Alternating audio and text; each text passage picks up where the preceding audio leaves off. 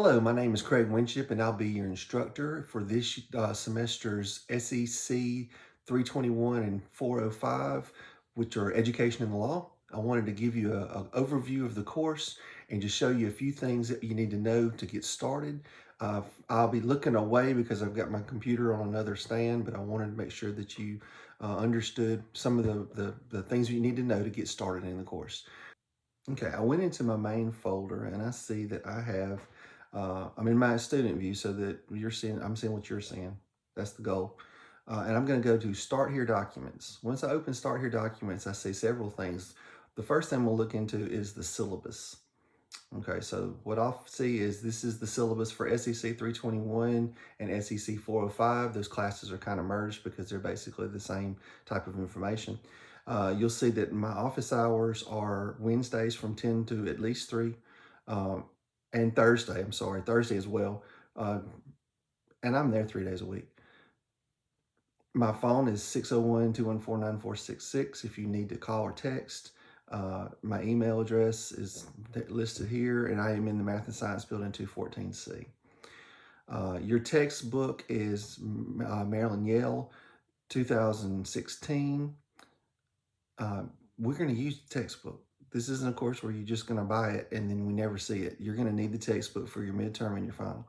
So make sure that you have a copy of that so that you can read over it. You do not need any extra materials to go along with it. If they try to sell you the digital edition and labs and all kind of fun stuff that go along with it, you're just going to need the textbook. You don't have to pay for anything extra. APA is what we're going to use. The 7th edition is listed down here. You don't have to buy the book. All that information is very searchable on the internet. There's a site called Purdue Owl, OWL, that has all this stuff listed and can help you with anything that you need over there. Okay, moving on down, we're talking about the goals of the program, the objectives that you're going to be going through. Let's see. All the CHIP indicators, that's how you pronounce that word, CHIP. All the CHIP indicators that go along with the program. Let's see. Continuing on down on page 6, it talks about to take an online course, you have required technology or software. It is not the University of West Alabama's problem if your computer breaks. I'm sorry to say that, but if you have a computer malfunction and it takes you 3 weeks to find another computer, your deadlines don't stop. You have to adjust to that. So make sure that you have a reliable computer or a safe place that you can work it. I've had several people in the last 8 years tell me that they have spilled red Kool-Aid on their computer and it's down for a week and they can't afford a new one, so they're going to need the rest of the semester to get caught up. I'm sorry, it doesn't work like that. It's not going to work like that in your classroom. If you have an issue in your classroom and something breaks, you're going to continue to teach. It's not going to stop for you. The kids aren't going to wait patiently. So make sure that you have a good computer or a backup plan just in case something goes down with yours. Let's see. Taking an online class does require a level of competency on using your computer, using the learning modules, and submitting the work. Everything is going to be listed in great detail as to how to do all this stuff. I'm going to record some videos and share with you on how to submit different files. Make sure that you're paying attention. And to most of you guys, this is going to be no problem. But to a couple of you guys, I'm sure you're going to have some problems and you're going to need some extra help. I currently am 55 years old and I'm not afraid of my computer. So make sure that you put in the time. If you have problems and this is new, make sure you put in the time, ask the questions so that you're comfortable with your work.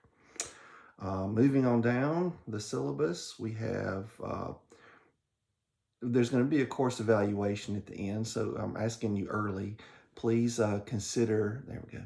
Please consider doing your course evaluation at the end. It helps us out tremendously. It helps me out to know what I'm doing, what you think is effective and what you don't think is ineffective so that I can get better for the teachers coming behind, because that's my biggest deal. I want you to be prepared for your students that you're going to have in your classroom, and I need to be prepared for mine. So if you see something I'm doing that needs to be tweaked, please let me know, and we'll look into that as well. All right, so you have midterm exams, you have your introduction post, you have case briefs, you have an IEP that you'll be writing, and several court cases that we'll be working through. You'll have a weekly activity that's worth 10 points.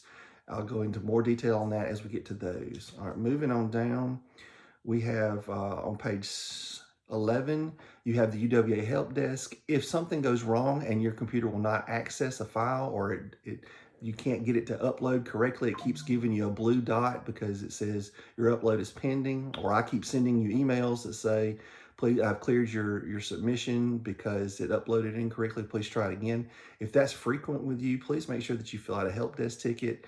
If you're trying to take the final and it just won't let you in, whether if you're using an iPad or whatnot, use a help desk ticket. Let me know you've got a help desk ticket. When you get it, send it to me so I'll know that I can pause your deadlines. Other than that, everything should work great. But use your help desk ticket, and I'll send you that if you tell me something's broken. Start a help desk ticket. It's very easy to find. It's on your main menu. Moving down, let's see. For attendance policy, make sure you're logging in every week and turning in your work. If you see at the bottom, assignments at the professor's discretion, assignments will receive after the given deadline will be subject to an automatic deduction of 20% of maximum points per day late. That is correct. I'm sorry. Make sure that you're turning in your work on time. All your deadlines will be Monday nights at midnight, except for your final, but I'll go into more of that later. But everything that is due by Monday night at midnight, you'll know that for the entire week. I send out a weekly email on the day that things after you've posted on Monday night. I'll send out a weekly email on Tuesday that goes over what's coming up, what you're going to need to be working on, and when it's due for the following week, what format it needs to be turned in, all that good stuff. So if you have any questions, let me know.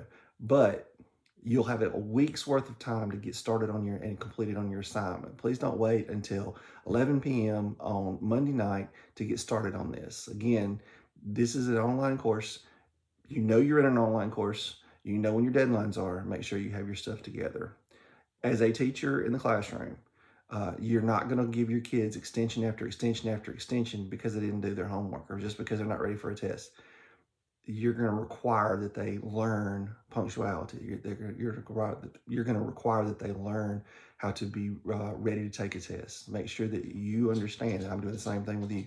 Making sure that you get your stuff in on time is a very valuable part of this course. Moving down, let's see. Extensions. I can make extensions for reasons that involve medical issues or things that you have a doctor's excuse for before the deadline.